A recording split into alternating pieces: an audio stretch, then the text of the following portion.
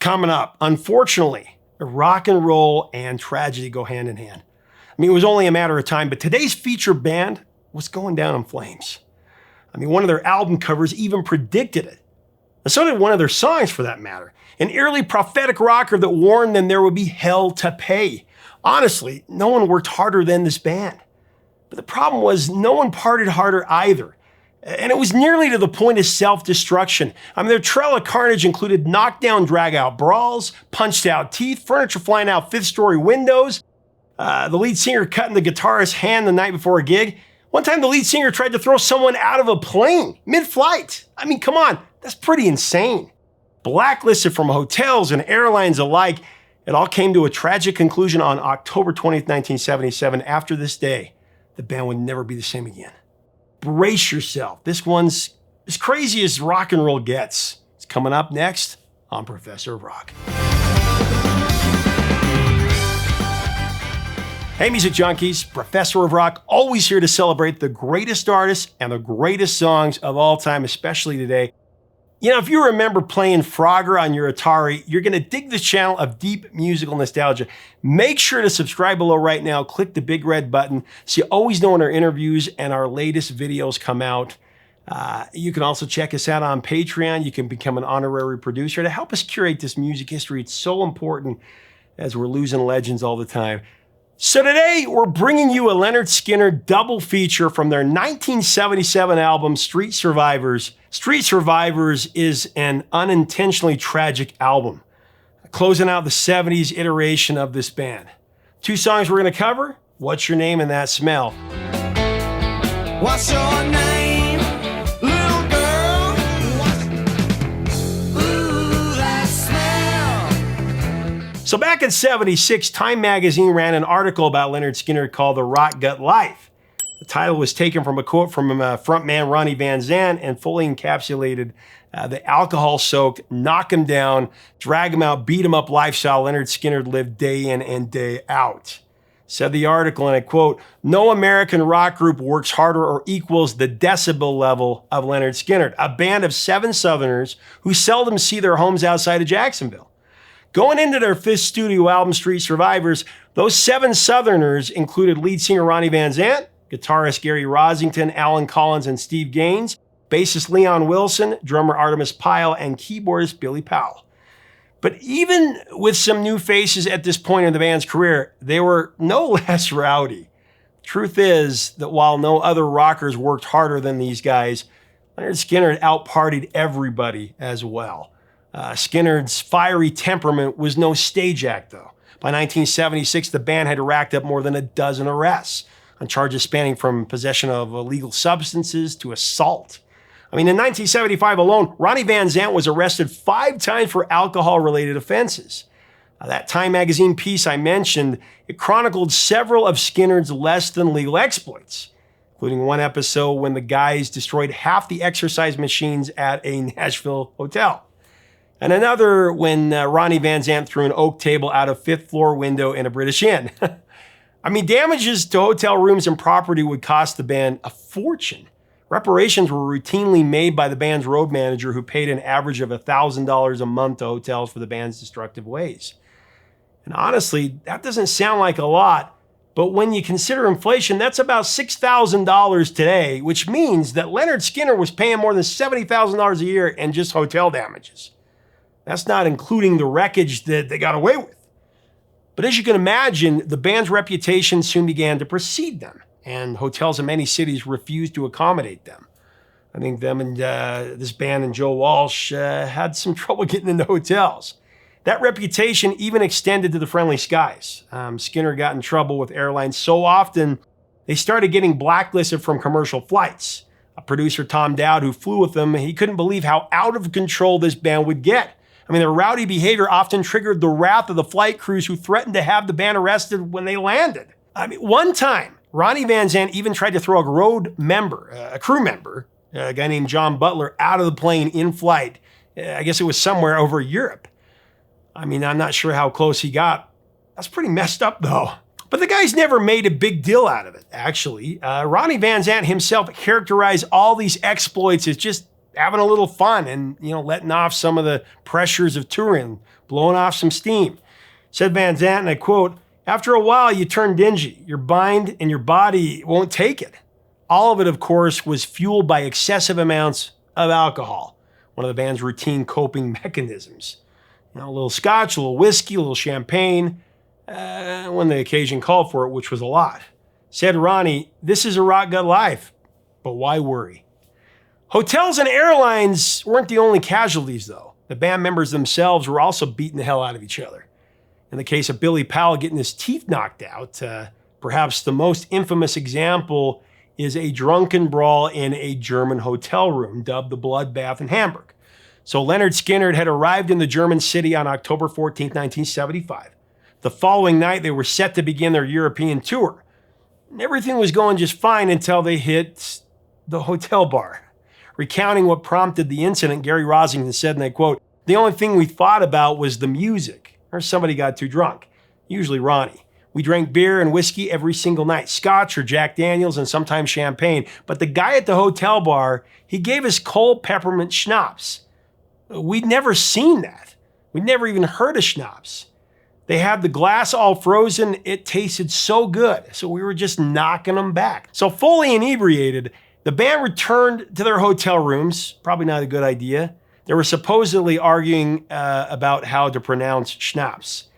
And from there, Ronnie's temper started just to bubble over. According to Gary Rosington, Van Zant once again picked a fight with John Butler, the guy I mentioned before that he almost threw out of the plane. While the band was trying to separate the two, Ronnie smashed a bottle over John Butler's head. It immediately shattered all over. Then, continuing in his drunken rage, the frontman turned on Rosington, shouting, "I'm going to cut your hands. You're never going to play guitar again." And he did it. Can you believe it?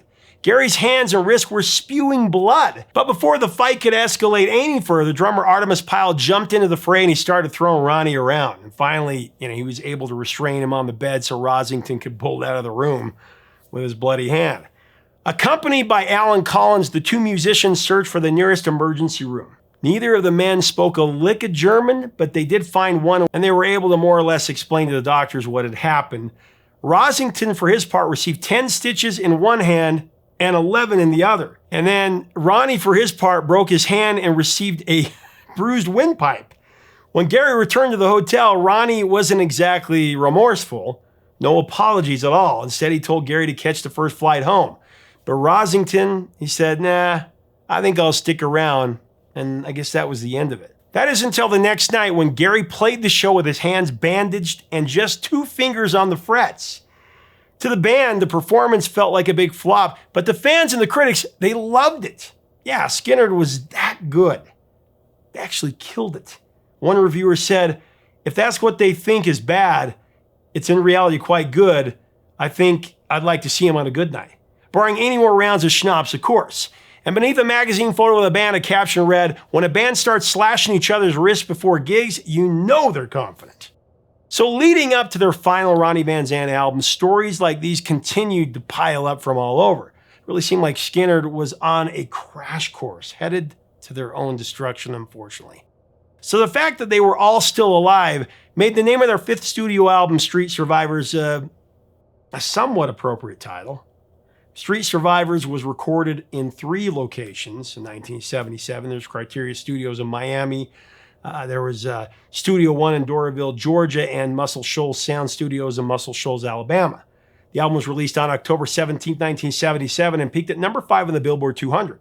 3 singles were issued. You got that right? What's Your Name and That Smell. Comes to a fix, not afraid to fight. You got that right. What's your name?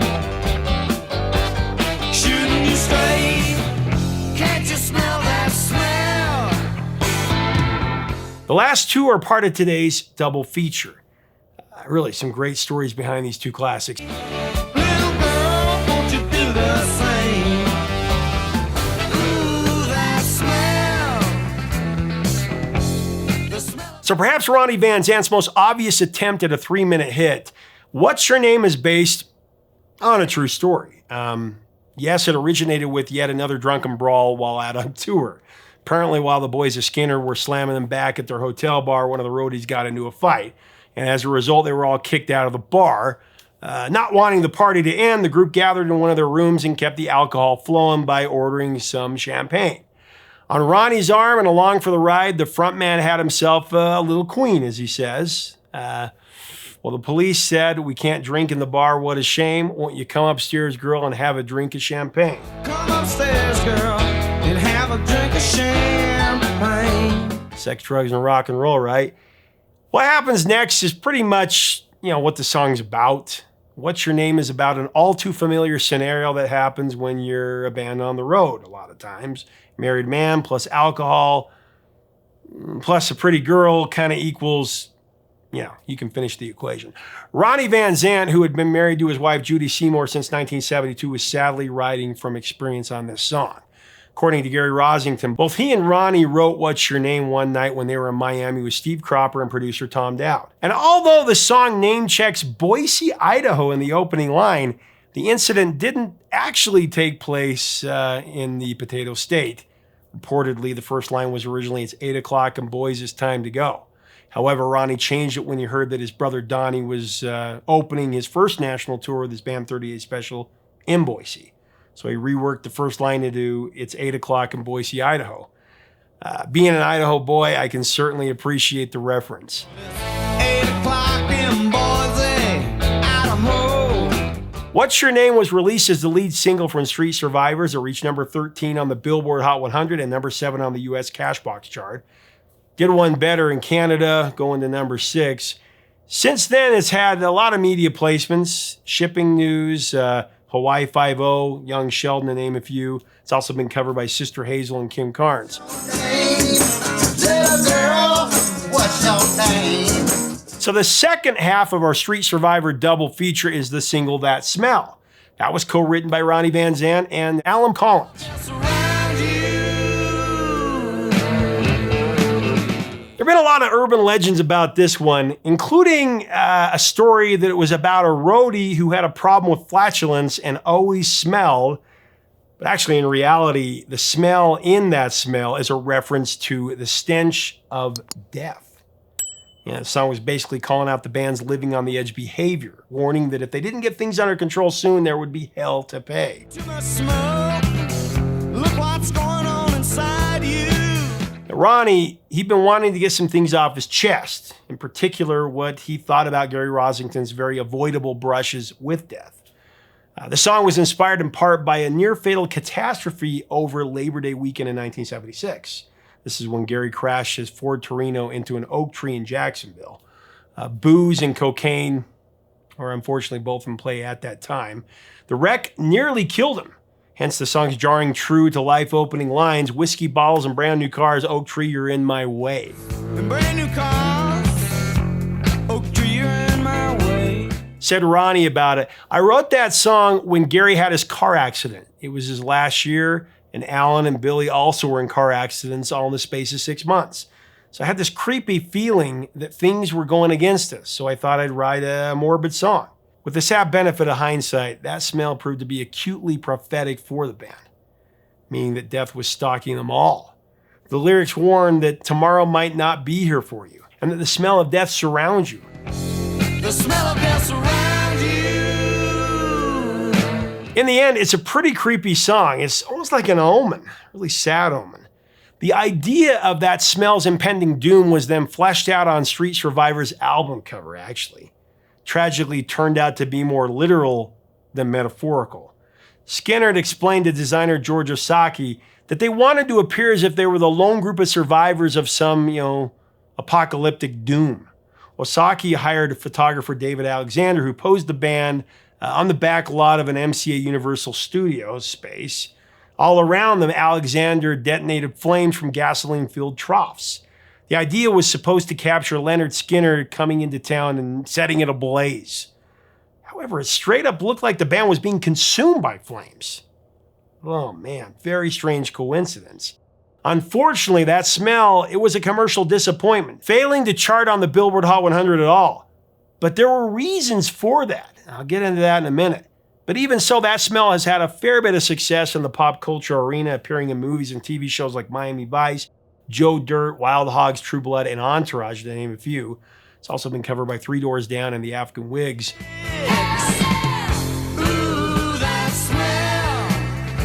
So if you know anything about Lynyrd Skynyrd, you know what's coming next.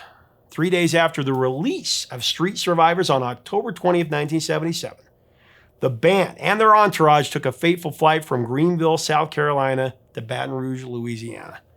Tragically, they never got there. The plane went down near Mississippi. Should have never happened. It was actually completely avoidable, as I've talked about in other episodes. This perversely legendary crash has been covered backwards and forwards by so many people, like I said, even on this channel. We've gotten into it on our pieces on Sweet Home Alabama and Freebird, so I'm not going to go into great detail here. However, I do want to pay homage to the fallen, the great Ronnie Van Zant, Steve Gaines, his sister Cassie, personal manager Dean Kilpatrick, and the two pilots who were all killed, Walter McCreary and John Gray. Thankfully, the majority of the passengers actually survived, though there were a lot of serious injuries and a lifetime of trauma. It was a horrific moment that changed the band forever. A band that, despite its self-destructive tendencies, actually continued to rise. The aftermath obviously didn't get any easier. With their lineup devastated, the band dispersed, and the remaining members, with the exception of Artemis Pyle, joined the Rosington Collins Band. As for Lynyrd Skynyrd's remaining commercial prospects, all of a sudden that smell seemed to be in really bad taste. Its lyrics and its message were far too on the nose. So What's Your Name was hurriedly released in November of '77 as a more upbeat alternative.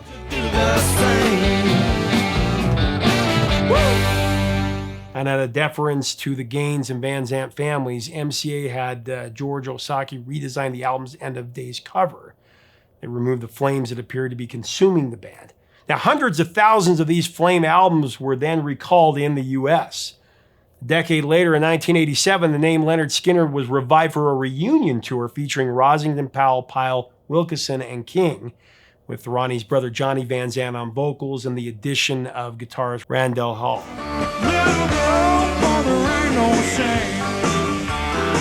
Maybe it's oversimplifying things a little, but from here the band took on a second life, though there were still some tragic days and disheartening twists to come.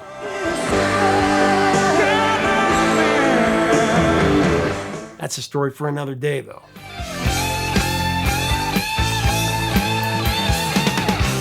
But to the bitter end, I gotta say, to Ronnie Van Zant and Lynyrd Skynyrd, the kings of Southern rock, we salute you.